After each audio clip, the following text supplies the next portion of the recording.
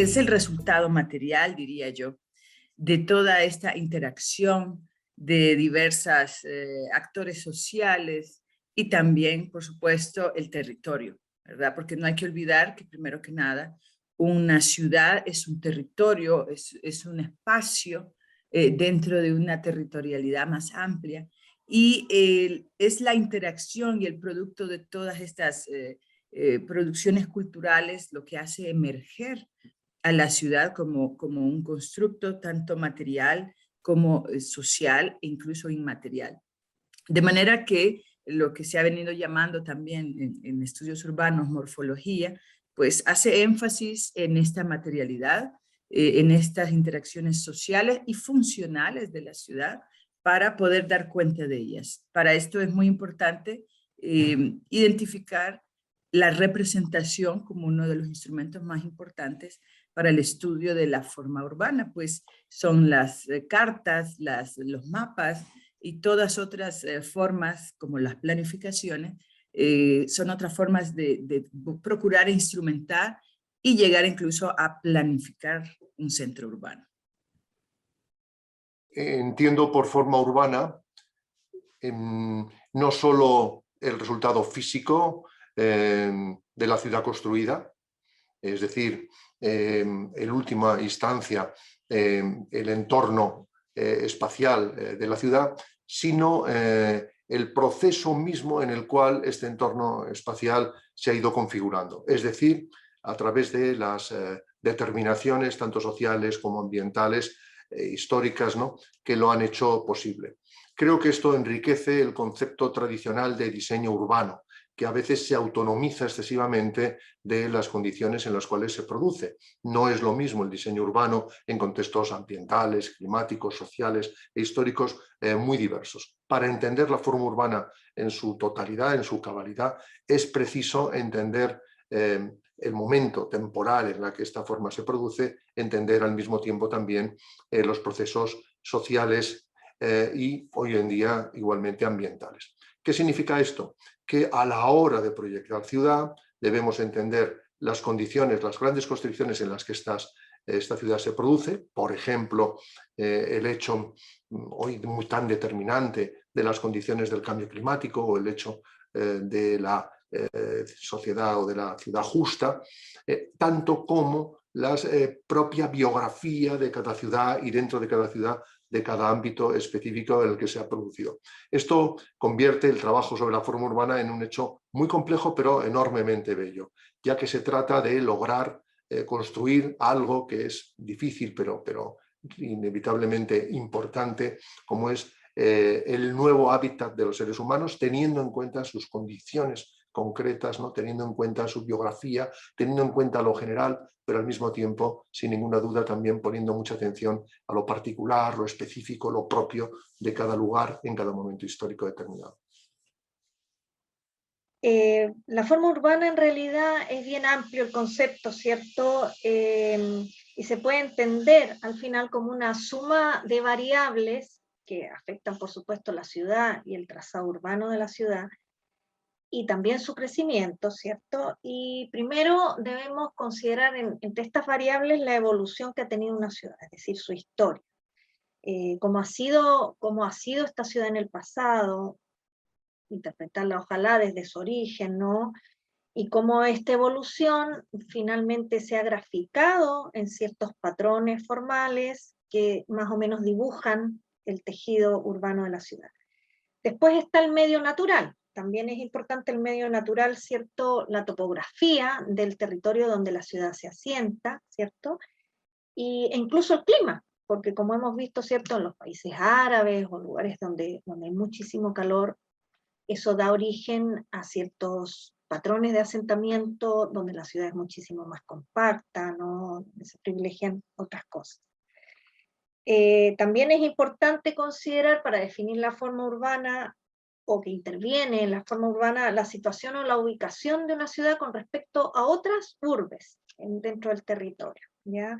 Es decir, la posición relativa de la ciudad que estamos analizando con respecto a la articulación con otras ciudades y con las vías importantes de circulación que haya entre ellas. Y finalmente también la organización social, ¿cierto? La política, cómo es la sociedad en su conjunto que habita esa ciudad.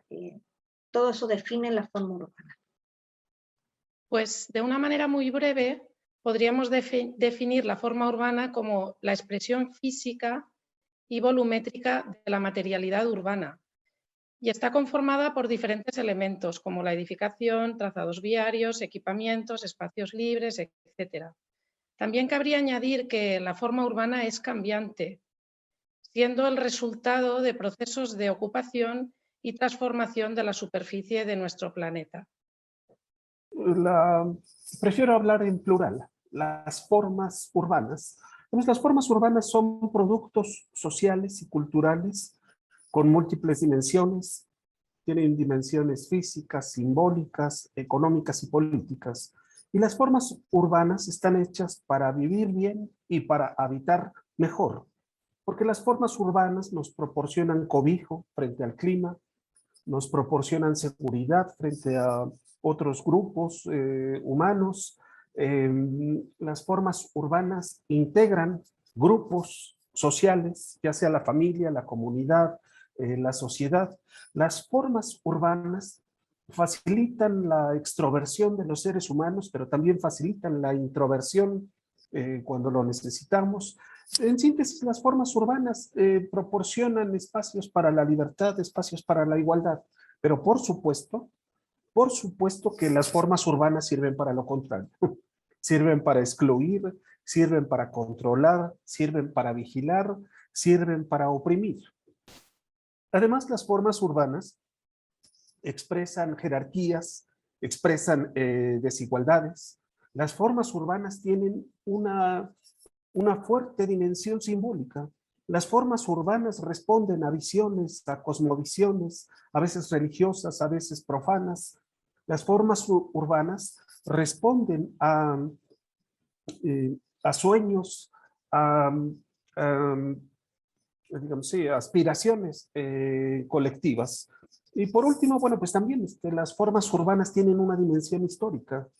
Nosotros heredamos formas urbanas, las enriquecemos, las transformamos, las sustituimos, y entonces las formas urbanas también me remiten a la construcción de las memorias históricas, a la construcción de patrimonios. Y para cerrar, bueno, pues las formas urbanas son producidas por el mercado, por el Estado, por la sociedad en condiciones asimétricas de poder.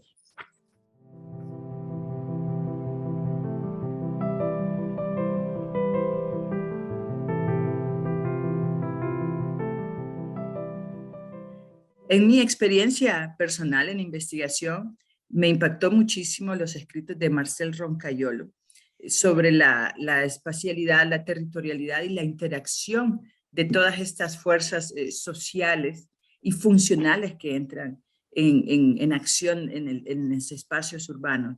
Es por eso que cuando investigué sobre mi ciudad natal, Tegucigalpa, hice énfasis en esta serie de elementos, de representaciones, de premisas, de funciones para poder identificar en Tegucigalpa, la capital de Honduras, esta ciudad oficial y una ciudad, podríamos decir, no oficial, que es la realidad que más se puede constatar, alcanzando unos niveles casi del 60 al 70% de espacios urbanos generados de forma espontánea, por no decir invasiones urbanas o crecimiento no planificado.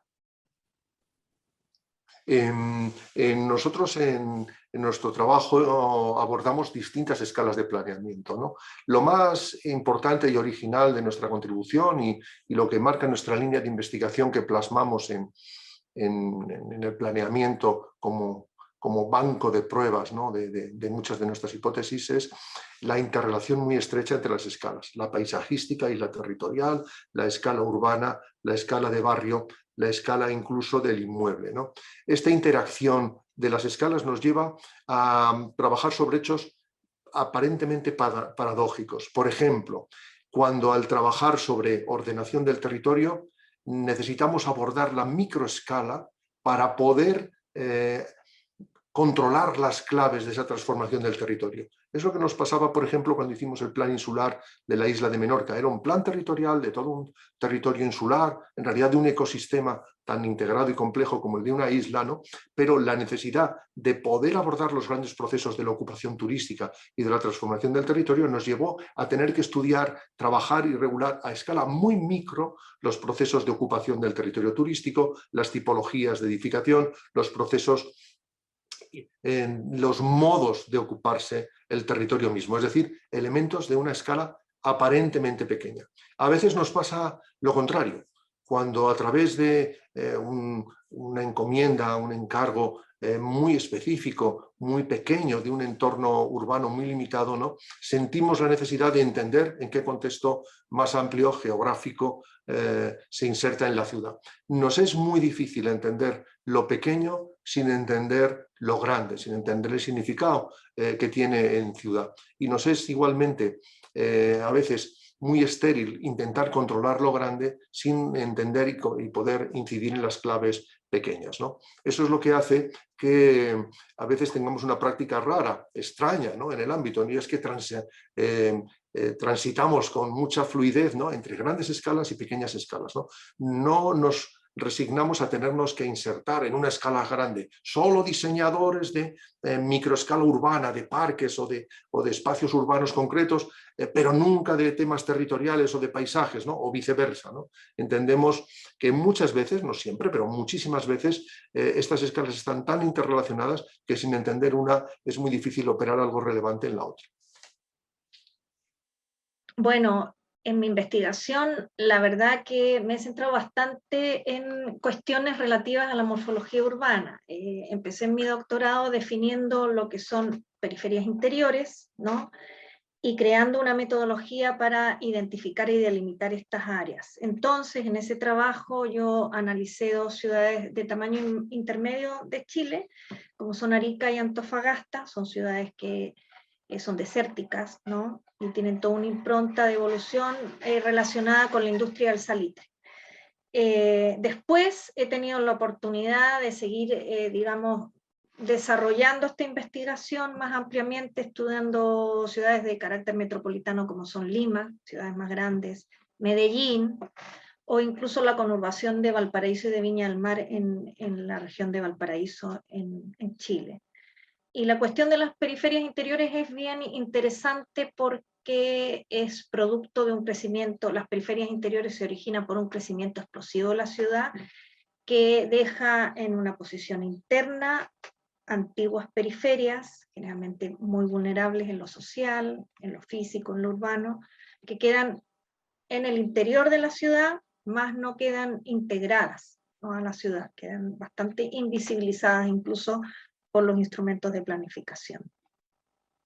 Sí, podríamos indicar diferentes métodos de aproximación a la forma urbana. Por un lado, la lectura y comprensión de los datos que aparecen en las cartografías.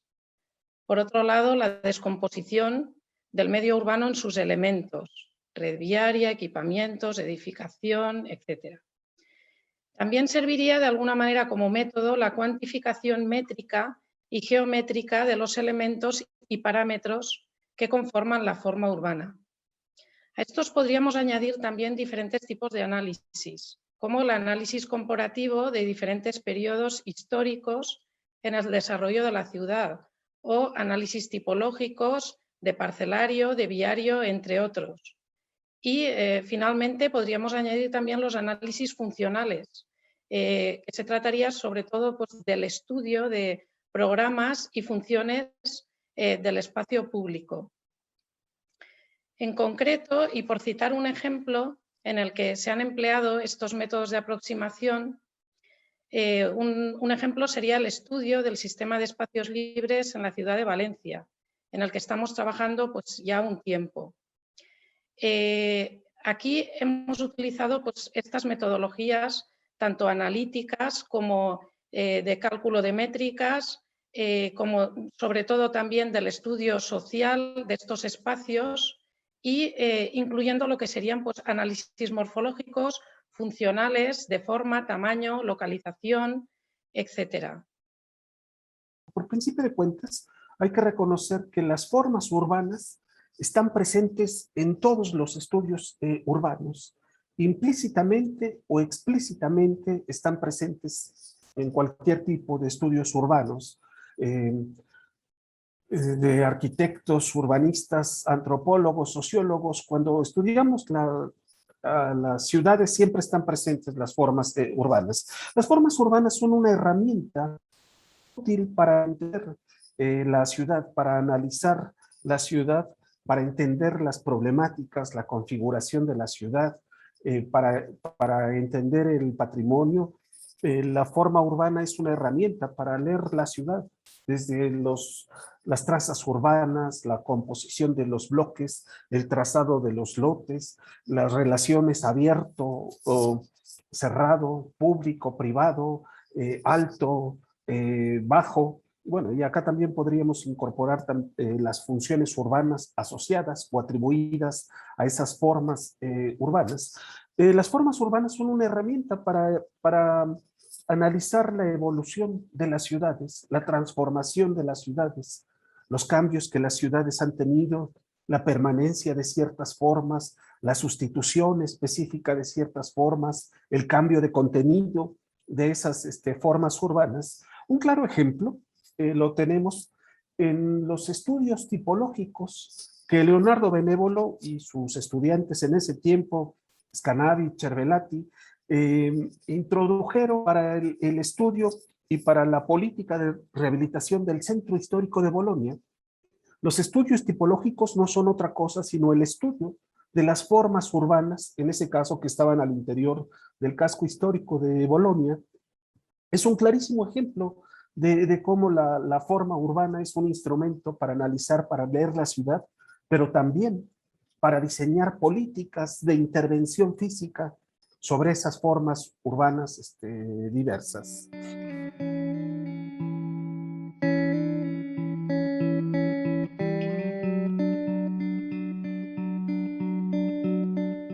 En Honduras, los estudios urbanos han sido bastante intermitentes y escasos, hay que decirlo. Recientemente falleció la doctora Lili Caballero, que había tenido una importante producción desde el punto de vista social en espacios de exclusión, sobre todo, como la vulnerabilidad ambiental que produce desplazamientos humanos en la ciudad a causa de inundaciones, y esta era sobre todo el mayor énfasis de su investigación. Con su desaparición física, pues se ha reducido todavía más el ámbito de investigación, pues quedo yo todavía, y estamos procurando incentivar en las universidades a más personas para que hagan estudios fuera del ámbito técnico puramente, es decir, hay estudios, hay trabajos desde la arquitectura y desde el urbanismo, pero falta esta integración en los conocimientos, en las disciplinas sobre todo, para poder agregar a estas planificaciones urbanas u otros estudios que conducen los organismos de financiamiento internacional también. Hace falta el componente social, notablemente sociológico, antropológico e histórico. En España tiene menos peso que la tradición anglosajona el diseño urbano como tal. Incluso me atrevería a decir que tiene poco espacio el diseño urbano. Solo recientemente empezamos a entender a través del concepto de regeneración urbana la importancia de abrir un ámbito disciplinar, ¿no? Tan extenso y nuevo como es la regeneración de los tejidos, al mismo tiempo que la regeneración social y económica de partes de la ciudad. Paradójicamente, sin embargo, trabajamos en España mucho de proyectos de escala intermedia, porque nuestros sistemas de planeamiento establecen una secuencia que arranca de los planes del completo municipio a el desarrollo en partes. Los nuevos crecimientos vienen establecidos en los planes de escala municipal, de tal manera que son desarrollados a través de planes que denominamos parciales, en definitiva planes de pequeña escala, ¿no? Ya que el plan de gran escala no es capaz de dar unas determinaciones globales. Es lamentable que en muchos casos en las escalas grandes, tiene relación con lo que dije antes, se toman constricciones y determinaciones sobre las escalas pequeñas sin tener un verdadero conocimiento de las consecuencias. Eso da lugar a que muchas veces desde los planes municipales se inducen tipologías que luego resultan inadecuadas, densidades a veces muy altas, a veces muy bajas, etc., ¿no? Hay que abrir una reflexión propia de la escala intermedia porque nos falta entender la relación, algo tan elemental, ¿no?, como la relación entre las condiciones básicas de calidad de vida y paisaje urbano, la densidad y la tipología arquitectónica, ¿no? A pesar de llevar tantas décadas trabajando sobre esta secuencia de planes generales, de planes municipales y planes de escala más pequeña, no se acaba de entender bien el concepto de densidad ni la interrelación que tiene el concepto de densidad con el de tipología arquitectónica y con el concepto también de espacio público, etc., ¿no? Es una otra paradoja que en los países latinos, donde el espacio público es sin ninguna duda mucho más extenso y en general de más variedad y calidad que en el mundo anglosajón, ¿no?, incluso que en América Latina también, claro. Sin embargo, hay muy poco trabajo específico sobre el espacio público, ¿no? Por suerte nos apoyamos en la tradición, es decir, el concepto de lo que es una plaza, de lo que es una calle, está tan interiorizado en nuestra cultura, ¿no?, que yo me atrevería a decir que no solo los arquitectos, diseñadores, geógrafos lo tienen en la cabeza, ¿no?, sino casi forma parte del acervo cultural común, ¿no? Pero es significativo que nos falta un buen conocimiento a nivel de construcción, de materiales e incluso de psicología ambiental, ¿no?, de las consecuencias del diseño y del proyecto en estas escalas intermedias, ¿no? Así que tenemos mucho que aprender mutuamente, ¿no?, la cultura anglosajona y la cultura, podemos decir, latina, ¿no?, en relación con estos espacios intermedios. Hay como tres corrientes principales digamos, a donde se abocan principalmente los estudios y los enfoques respecto a la morfología urbana en Chile.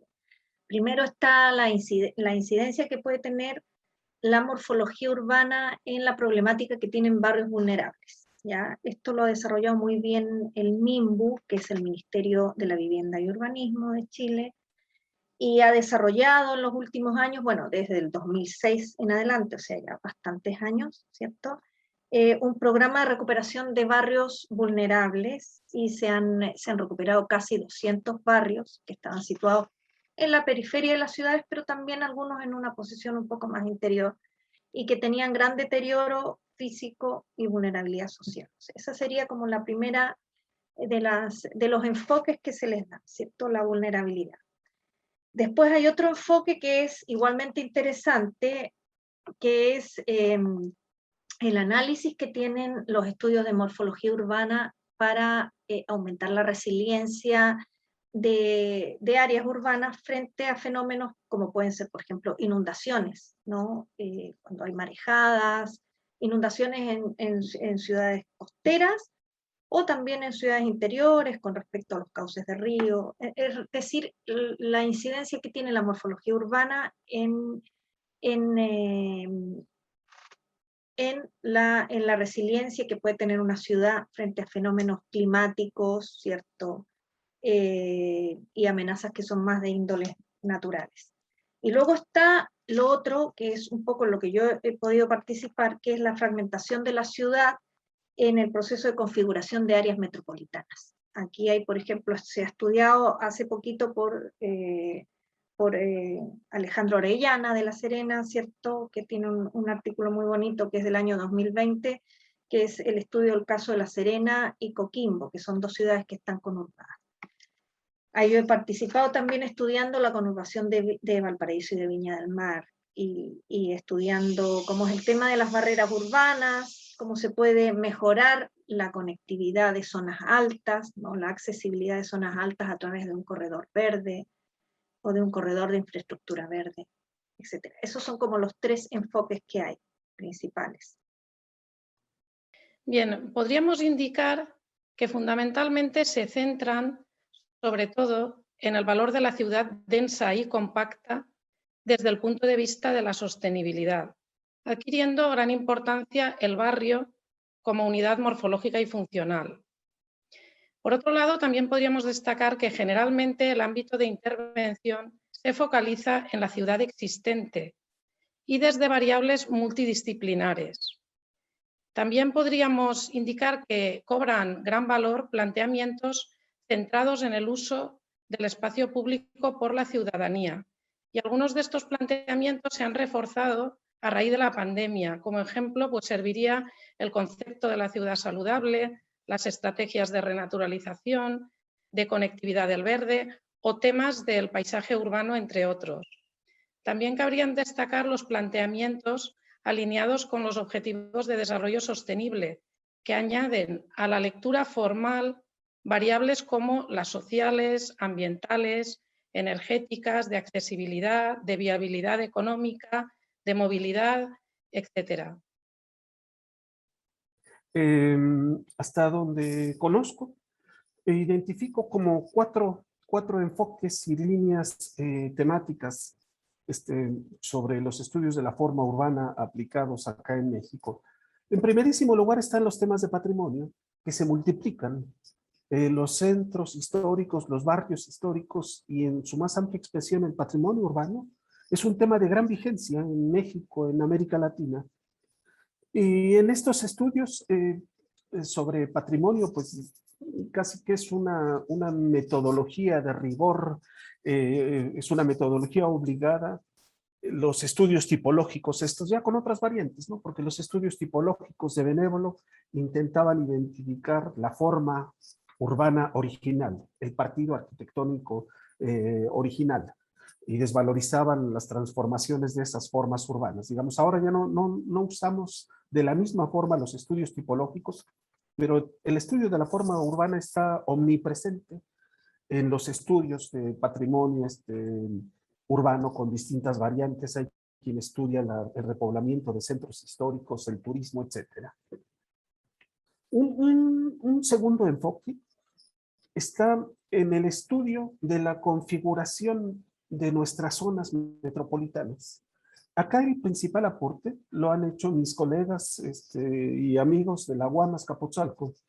En la década de los 90, Priscila Connolly, René Coulomb, Emilio Duo, algunos de ellos que en paz descansen, introdujeron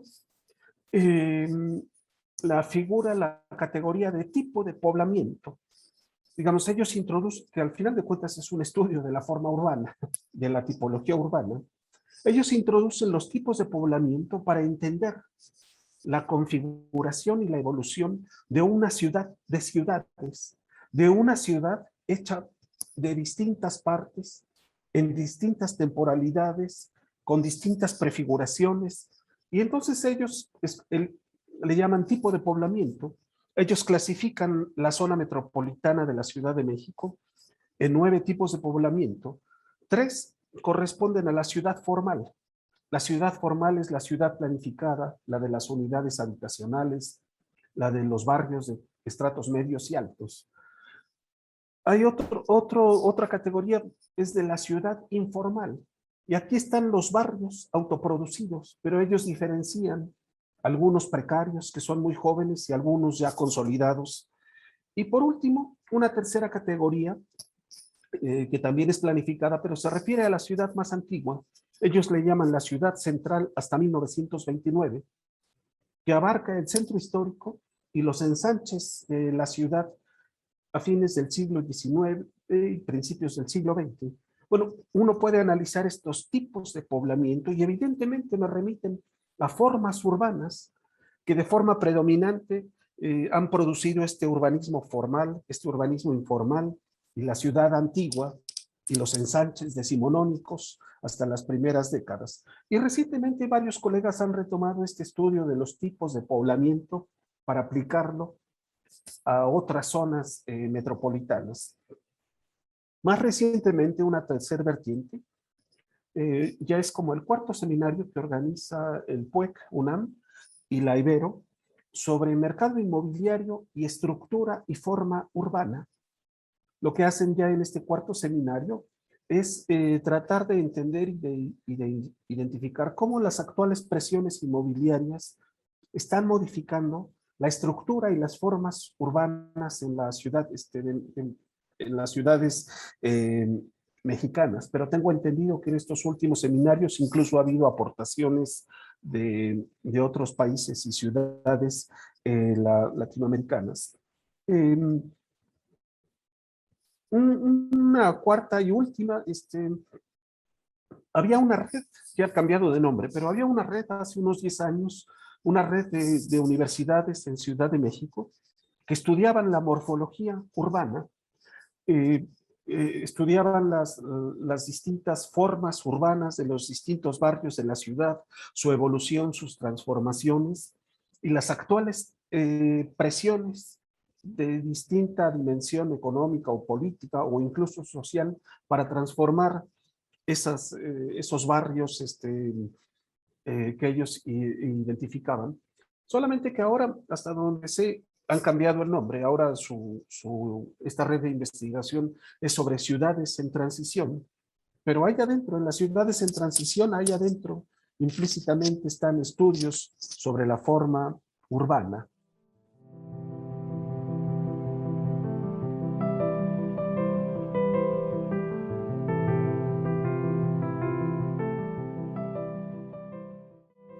Definitivamente hay toda una diversidad de estudios de diferentes escuelas, de distintas realidades que nos han ayudado muchísimo a entender la ciudad, sus procesos y sus realidades. Por no mencionarlos todos, pero algunos como referentes, tengo que evocar los estudios y las experiencias de la Escuela de Chicago, allá por los años 1920, cuando con una representación geográfica muy innovadora y muy precisa, nos dieron a conocer cómo esta forma urbana tenía un impacto directo en las relaciones sociales y la interacción en general y las dinámicas dentro de la ciudad de Chicago. No fueron los primeros, también tenemos que recordar estos planteamientos de Ildefonso Cerdá, de la ciudad lineal en Barcelona, la ciudad radial también, y tantos otros utópicos que han planteado distintas formas y han proyectado hacia un futuro esta ciudad ideal, ¿no? Como los falansterios y otros que se remontan ya a hace varios siglos allá, e incluso podemos llegar hasta Vitruvio, ¿no? Con sus tratados sobre la ciudad, de manera que ha sido una preocupación del ser humano desde que se conglomera en centros urbanos tener una teoría, una reflexión que él ayude a resolver las problemáticas y tener una mejor ciudad. Bueno, esto en gran medida lo he ido señalando, ¿no? Desde la perspectiva compleja que estoy sugiriendo, el aporte de la forma urbana, es decir, haciéndolo nacer de un conocimiento profundo de la historia, de la propia gestación, ¿no? De esa forma urbana, de las condiciones sociales en que en cada momento se ha ido conformando, de las consecuencias que tiene sociales y económicas de esa forma urbana, ¿no? Por ejemplo, hace un instante estábamos hablando de los límites de las comunidades cerradas, ¿no? Las comunidades cerradas son una forma urbana que digna de ser estudiada y en todas sus consecuencias, ¿no? El efecto de borde, de frontera, de límite, ¿no? Por ejemplo, pues es una consecuencia de una forma urbana determinada, ¿no? Su estudio, el conocimiento de sus consecuencias es imprescindible, ¿no? Creo que el estudio de la forma urbana es de doble dirección. Por un lado, obliga a los profesionales, no solo de la investigación, sino también en el ámbito práctico, ¿no? Del ejercicio de la arquitectura, del diseño urbano, ¿no? A aterrizar, ¿no? A no parar su reflexión sobre la ciudad en consideraciones muy generalistas, ¿no? o en parámetros también igualmente generalistas, ¿no? Que no se han contrastado en sus consecuencias físicas, en sus consecuencias sobre la construcción de la ciudad misma, sobre la forma urbana, ¿no? Mi tesis doctoral fue sobre normativa y forma de la ciudad, y fue la construcción histórica de las regulaciones edificatorias de Madrid desde los más remotos recuerdos que se tienen de estos procesos hasta la actualidad, ¿no? Y en qué medida sintonizaban, ¿no? Y obviamente llegaba a la conclusión de que la forma urbana tenía una cierta autonomía porque dependía de condiciones sociales, históricas, económicas de muy diversa índole, ¿no? Y que la normativa normalmente era no la inductora de la forma urbana, sino más bien la consecuencia, ¿no? No siempre es así, en muchos casos podemos tener la suerte como proyectistas de anticipar la forma de la ciudad, ¿no? Pero en muchos otros casos lo que tenemos es que entender, ¿no?, las reglas, ¿no?, de una ciudad y ser capaces, a partir de ese buen conocimiento de lo que la ciudad es, de anticipar matrices, ¿no?, de forma urbana que organicen mejor su futuro, ¿no? Hace unas cuantas décadas, bastantes décadas, ¿no?, este concepto de anticipar la forma de la ciudad estaba más vinculado al crecimiento, ¿no? Por ejemplo, Manuel Solá Morales lo utilizaba mucho, ¿no?, poniendo magníficos ejemplos, ¿no?, de forma urbana muy resiliente, ¿no?, como el caso de la cuadrícula neoyorquina, por decir un caso, o el ensanche de Cerdá, ¿no? Hoy en día lo tenemos más difícil porque nuestra actividad principal como profesionales o investigadores es la ciudad construida, ¿no? Las posibilidades de crear nueva ciudad, ¿no?, ahora mismo son más limitadas. Es más, en las sociedades más maduras, ¿no?, Sudamérica, Norteamérica, Europa, por decir tres casos importantes, ¿no?, en gran medida las ciudades han llegado al óptimo de su población urbana, ¿no? No es imaginable que se produzcan crecimientos como los que se han producido hace 4 o 5 más décadas, ¿no? En Centroamérica todavía hay recorrido para el crecimiento de las ciudades, todavía hay una población rural relevante, ¿no?, y todavía muy probablemente entender bien estas matrices de la forma urbana que puedan asegurar un crecimiento más sostenible y resiliente son claves, ¿no? En el caso de las ciudades maduras, el problema va a estar más en la regeneración urbana, ¿no? Y aquí, de nuevo, la historia va a cumplir un papel, no como erudición, ¿eh? Para mí, como profesional, la historia no es ni una fuente de sabiduría necesariamente, ni tampoco una erudición gratuita, ¿no? Es principalmente la manera de entender las claves, la historia clínica, si me permiten en la metáfora, ¿no? Si nos consideramos un poco médicos de ciudades, ¿no?, saber la historia clínica del paciente es vital. No se puede acertar en el tratamiento sin tener una buena analítica y una historia clínica, ¿no? Que no es solamente el gusto del doctor, ¿no?, por conocer nuestra biografía, ¿no?, y enriquecerse, ¿no?, con nuestra experiencia. No, es imprescindible. En ese sentido, yo creo que el entender este vínculo a lo largo del tiempo, ¿no?, entre los procesos sociales y el resultado físico cobra más interés que nunca para acertar en los procesos de regeneración urbana, ¿no? Yo pienso que los aportes de la morfología urbana tienen bastante que ver con el desarrollo de la planificación de nuestras ciudades, ¿cierto? Y más con la problemática que tenemos en Latinoamérica, con las ciudades que son tan grandes, que crecen de una manera tan extensiva en el territorio, ¿cierto? Y muchas veces con baja densidad. Tiene bastante que ver la problemática de la forma urbana con la definición de instrumentos de planificación más eficientes, ¿cierto? Y aquí rescato como dos conceptos que están ligados a lo que es la forma urbana, que son el concepto de tipo y el de área urbana homogénea. Yo creo que esos dos conceptos pueden ser bien importantes para, digamos, mejorar el diagnóstico que se hace de nuestras ciudades y poder llegar a tener instrumentos de planificación más integrados y más flexibles.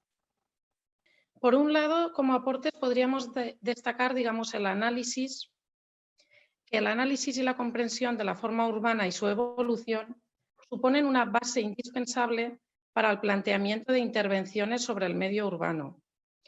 Los análisis rigurosos sirven de base para la elaboración, entre otros, de planes especiales de protección y reforma interior. En este sentido, cabría destacar el trabajo riguroso que se recoge en el Plan Especial de Ciutat Vella en Valencia. En este plan se definen minuciosamente las tipologías, la parcelación, el sistema constructivo y estructural, las fachadas, etc. Y de este modo se marcan unas pautas muy precisas para la intervención, buscando que sea respetuosa con los valores de la forma urbana. Y por otro lado, en planteamientos de nuevos desarrollos, el análisis de la forma urbana puede determinar pautas o estrategias de integración con tejidos urbanos, infraestructuras o paisajes, entre otros. Bueno, digamos, yo diría que los aportes de los estudios de la forma urbana, en primerísimo lugar, pues que las formas urbanas no son abstractas, no son inertes, las formas urbanas son humanizadas, son habitadas, las formas urbanas no son escenarios, sino son productos socialmente construidos en el tiempo. Han sido decisiones de generaciones en condiciones asimétricas de poder quienes deciden qué formas urbanas permanecen, qué formas urbanas son sustituidas, qué formas urbanas son transformadas, qué formas urbanas son renovadas o mantenidas, pero se les modifica su uso. Las formas urbanas responden a tradiciones, son, digamos, por supuesto que responden a intereses diversos, a intereses del mercado, a intereses sociales, a intereses políticos, pero yo veo las formas urbanas como, digamos, la principal aportación es que es una herramienta para el diseño de políticas públicas. Yo no puedo concebir una política, por ejemplo, de mejoramiento de vivienda o de mejoramiento de barrios sin un análisis de las formas urbanas. Yo veo en las formas urbanas una herramienta también para la construcción de políticas públicas que recuperen la ciudad pública, que recuperen los espacios urbanos como sitios de encuentro, de intercambio social, de contacto social. Y bueno, por último, yo veo que las formas urbanas pueden ser o debieran ser un instrumento para diseñar, por ejemplo, políticas anti-COVID para la próxima pandemia que tengamos. Digamos, un gran desafío es dejar de privatizar la confrontación al COVID, dejar de confinar a las personas a la vivienda. Yo creo que esto hay que socializarlo. Y una forma de socializarlo es diseñar futuras políticas para contener los contagios, pero en la escala del barrio, en la escala de la comunidad, socializar las medidas.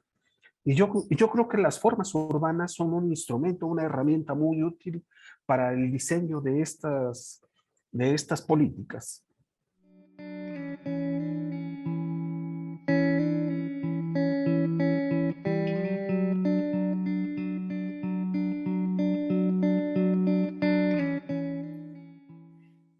Las tensiones en la ciudad siempre van a estar presentes. Recuerdo aquí particularmente las palabras de Alain Musset, cuando nos dice que la ciudad no es justa.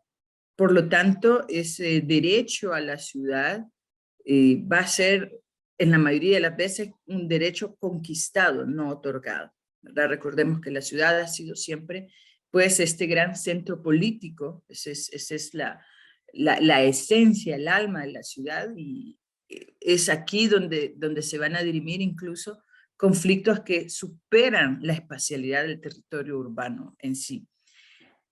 Ahora, dentro de este marco de la forma urbana, las tensiones entre lo espontáneo y lo planificado se puede ver claramente en estas disputas territoriales, desde que tenemos, por ejemplo, fenómenos latinoamericanos muy extendidos como el uso de placazos en las paredes donde marcan las pandillas o las bandas de narcotraficantes, marcan su territorio, hasta estas comunidades cerradas donde las clases más favorecidas pueden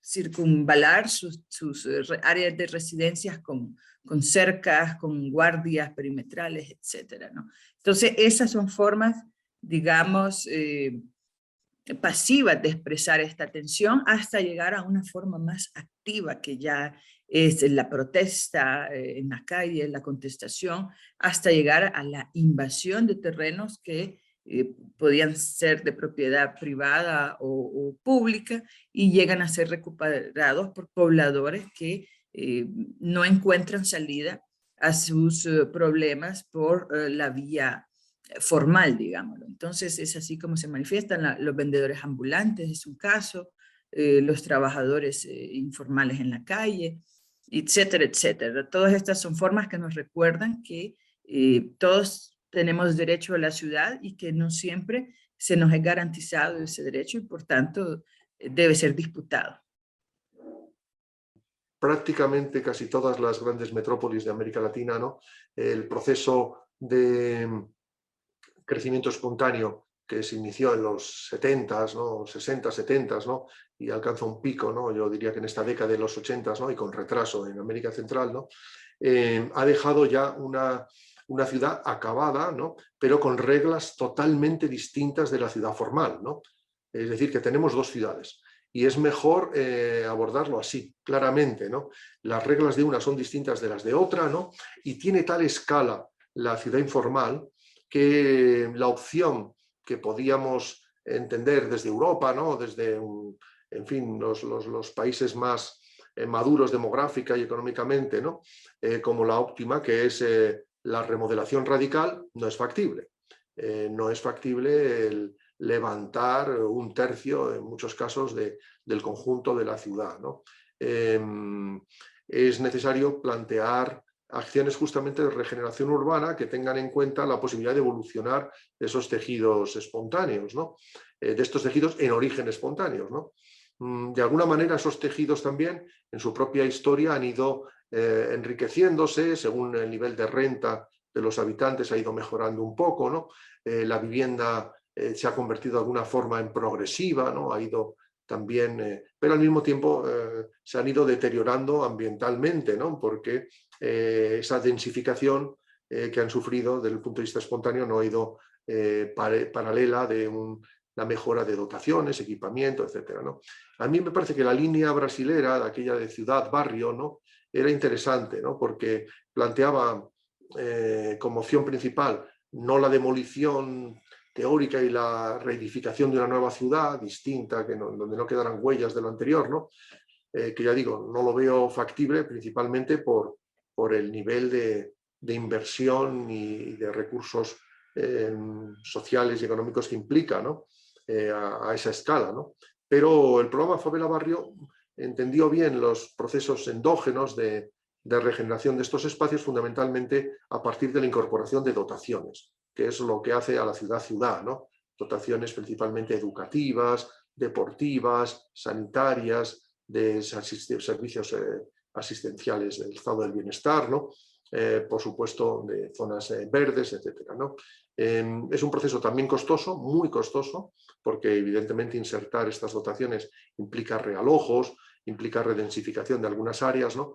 Pero es una posición que permite que estos ámbitos evolucionen, ¿no? No queden para siempre congelados en una situación muy urbanísticamente deficiente, ¿no? Por otro lado, ya digo que no quiero nunca, pretendo mitificar, ¿no? La espontaneidad, ¿no? Pero en varios de los países, y eso se ha ido constatando en los congresos de ISUF, varios de los contextos latinoamericanos, ¿no? La urbanización espontánea es más adaptativa a temas como el crecimiento de la familia, etcétera, que la social, ¿no?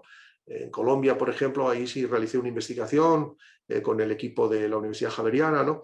Y se constataba que los lotes de vivienda social eran tan limitados que las posibilidades de evolución de la vivienda eran nulas, ¿no?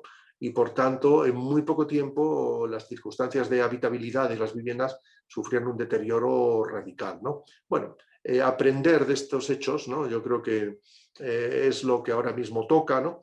Sin mitificar la espontaneidad, porque, ojo, en gran medida este ha sido proceso de una irresponsable actitud de los poderes públicos que han cerrado los ojos a un crecimiento que debieran haber tenido obligación de haber intentado ahormar, ¿no? Y haber producido unas cantidades de vivienda social, ¿no? Estoy hablando en claves de cientos de miles, ¿no? De millones, ¿no? Que no tuvieron lugar, ¿no? Pero que tampoco se puede dejar a la deriva, ¿no? Necesariamente ves el campo, a mi modo de ver, de juego prioritario en muchas ciudades latinoamericanas. Sin embargo, no es, desgraciadamente, el ámbito de prioridad de los poderes públicos, ¿no? Que están en general más orientados hacia modernizaciones del ámbito económico, del ámbito incluso administrativo, ¿no? Que el abordar este problema de la informalidad enquistada, ¿no? Podemos decir, ¿no? Bueno, yo interpreto estas tensiones, ¿cierto?, a través del concepto de vulnerabilidad. Ya aquí hay una cuestión en la ciudad latinoamericana que es el tema de la fragmentación, no solo desde el punto de vista espacial, sino desde el punto de vista social también, ¿cierto? Tenemos barrios que están barrios de cierta clase social, tal vez más alta, que se separan de la ciudad, que se construyen incluso con rejas y con muros, se disocian de la ciudad, y eso es un problema. Y también hay áreas que son informales, que a veces son tomas, en Chile se llama tomas de terreno, en Perú se le llama pueblos jóvenes, tienen distintas digamos, nombres, y estos también más o menos se disocian de la ciudad porque también se realizan estos asentamientos precarios en terrenos que a veces no son los mejores, ¿cierto? Son terrenos que tienen amenazas naturales o que son terrenos de baja cohesión, lechos de río, etc. Pero aquí hay un tema entonces de fragmentación que no es solo urbano, sino que también es social, ¿cierto? Y hay que dar, por lo tanto, una solución también integral desde las políticas públicas y, de nuevo, desde la planificación. Yo quiero poner en valor el tema de la planificación, que está absolutamente relacionado con la morfología urbana, y este grupo en el que estamos, DISUF, ha ido poniendo valor durante estos años de congresos en esta relación, que es importante. Entonces yo creo que tiene bastante que ver con el tema de la planificación. Fíjense que en Latinoamérica tenemos ciudades que tienen hasta un 70% de crecimiento informal. Entonces debemos trabajar con esa realidad, ¿cierto? En el campo de la investigación, pero también en la planificación. A ver, por un lado, la ciudad planificada cuenta con estudios previos, estrategias de planificación general y evaluación de alternativas, con lo cual se lleva a unos planteamientos que buscan un equilibrio eficiente desde el punto de vista funcional y formal. Sin embargo, digamos, la ciudad espontánea responde a las necesidades de la comunidad, lo que puede tener como virtud una mayor cohesión social entre sus habitantes. Pero por su parte, en la ciudad planificada, uno de los instrumentos actuales que se incluye en los planes es la participación ciudadana. En la ciudad espontánea este proceso es real e intrínseco y no supone un requisito de planeamiento. Sin embargo, en la ciudad espontánea, al no contemplar variables como los sistemas de infraestructuras y de movilidad y de calidad urbana, llevan consigo la degradación de la vida urbana y la falta de sostenibilidad en entornos urbanos. En cualquier caso, es importante tener instrumentos para actuar, corregir y mejorar cualquier tipo de asentamiento planificado o espontáneo, con el objetivo de mejorar la vida de las personas. Que desde mi punto de vista, digamos, la morfología urbana es la base sobre la cual trabajamos los planificadores. Y un poco yo creo que la tendencia ahora es a un trabajo desde el punto de vista multidisciplinar y que además combine diferentes escalas y medios de aproximación. Digamos, por principio de cuentas, pues las tensiones planificado, no planificado, enriquecen la ciudad, también la pueden amenazar. Entre lo planificado y lo no planificado, juegan un papel diferente el mercado, el Estado y la sociedad civil. Y no siempre es la sociedad la que produce formas urbanas no planificadas. Veamos 4 ejemplos, digamos, dos ejemplos de formas que enriquecen, digamos, de un urbanismo planificado que enriquece lo no planificado. Pero también veamos algunos ejemplos de cómo el urbanismo planificado afecta el urbanismo no planificado. Bueno, empecemos con un buen ejemplo de cómo lo no planificado enriquece lo planificado. Tengo 2 ejemplos bellísimos de conjuntos de vivienda planificados. Uno en México, la colonia La Michoacana, diseñada por un arquitecto de la Unión de Arquitectos Radicales, que en la década de los 30 del siglo pasado quería acabar con el déficit de la vivienda. Ese es un barrio que está ahí cerca del Aeropuerto Internacional, acá en Ciudad de México. Fue planificado. Vivienda mínima para trabajadores. Pero si usted va ahora a ese barrio, es muy difícil encontrar un ejemplo intacto de esa arquitectura, porque en 80, 90 años la gente le agregó, le fue agregando espacios construidos de acuerdo a sus necesidades, de acuerdo a su inventiva. Esa arquitectura racionalista es muy difícil de encontrar, ni siquiera quedan casi puertas y ventanas, porque la gente le puso arcos, la gente en el segundo piso le puso balaustradas, en el tercer piso le puso falsas dobles aguas, etcétera. Bueno, para mí este es un ejemplo de cómo lo no planificado enriquece sustancialmente lo planificado. Por supuesto que un ejemplo mucho más conocido en América Latina, en el mundo, es el bellísimo conjunto Previ en Lima, Perú. El arquitecto Belaúnde, en la década de los 60, también se propuso acabar con el déficit habitacional en el Perú e invitó a los arquitectos más famosos del mundo. Un amigo nuestro, Julio Calderón, dice que en ese concurso todos eran tan buenos que todos ganaron. James Stirling tuvo su proyecto, Charles Correa, Christopher Alexander, etcétera. Bueno, vamos ahora a Previ, casi 60 años después, y lo mismo. Casi no quedan ejemplos que uno pueda identificar, porque la gente le fue agregando, fue transformando el espacio, desde mi perspectiva, lo fue enriqueciendo en función de su propia imaginación, de sus recursos, de tal forma que el conjunto Previ o la colonia La Michoacana en Ciudad de México no se diferencian mucho de nuestros barrios autoconstruidos. Bueno, ese para mí es un ejemplo de cómo lo no planificado enriquece lo planificado.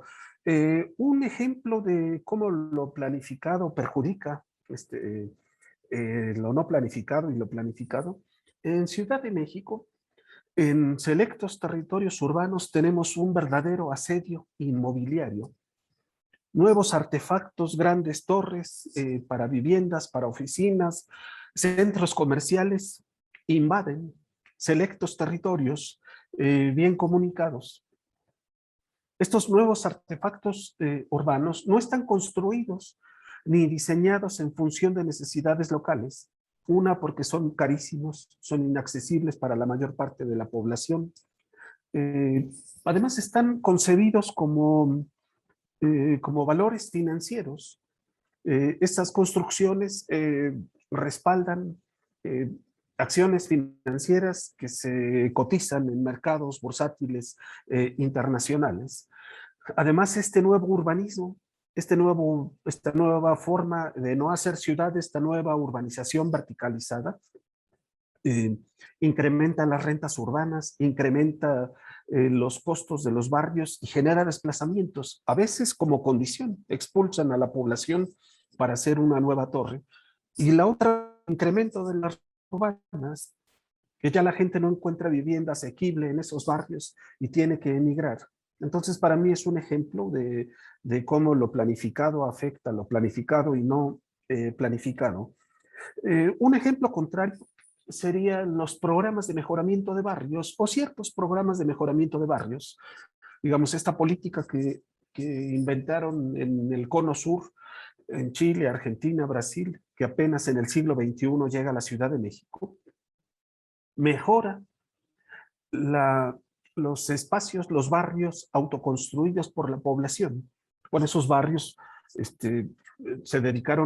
esa gente se dedicó a autoconstruir su vivienda y dejó en segundo lugar los espacios comunitarios, los espacios públicos. Y entonces las políticas de mejoramiento barrial, yo conozco varias, algunas, enriquecen la vida en los barrios porque crean centros comunitarios, crean una vía pública, crean centros de cultura, centros sociales que integran a la población. Digamos, se trata de una forma planificada que enriquece muchísimo lo no planificado. Y en sentido contrario, pues por ejemplo, puedo poner un último ejemplo de algo no planificado que afecta a lo planificado. Hablemos de Airbnb, del mito de la economía compartida, que bueno, es un mito porque en realidad esto es un asunto de inversionistas que lucran que lucran con bienes y servicios que suelen ser no suyos. Airbnb es una plataforma digital, creo que tiene su sede en Los Ángeles o en Holanda. Airbnb tiene la mayor oferta, tiene la mayor oferta de alojamientos en múltiples ciudades del mundo. Airbnb no es propietaria de un solo alojamiento en el mundo. Airbnb le cobra a la oferta y le cobra a la demanda. Tiene estratosféricas ganancias, ellos cotizan en bolsa de valores y ahí el principio de la economía compartida ya no entra, ¿no? Porque las acciones son suyas y ya eso no se divide entre quienes ofertan o quienes demandan alojamiento. La economía compartida no entra ahí. Y Airbnb tiene un efecto nefasto en nuestros barrios, canibaliza nuestros barrios. Porque Airbnb desplaza a la gente, encarece las rentas urbanas, hace inasequible la vivienda en esos barrios y además transforma el barrio, porque quienes se alojan de forma temporal en este tipo de oferta de Airbnb o de otras plataformas digitales de alojamiento, comienzan a transformar las tienditas, los servicios del barrio. La población que está poco tiempo en esos barrios, pues consume otras cosas y entonces desaparecen las tiendas de abarrotes, desaparecen los servicios de compostura, en fin, muy diversa, ¿no? Entonces, para mí este es un claro ejemplo de cómo esta invasión de la plataforma digital no planificada afecta barrios planificados y no planificados, Luis.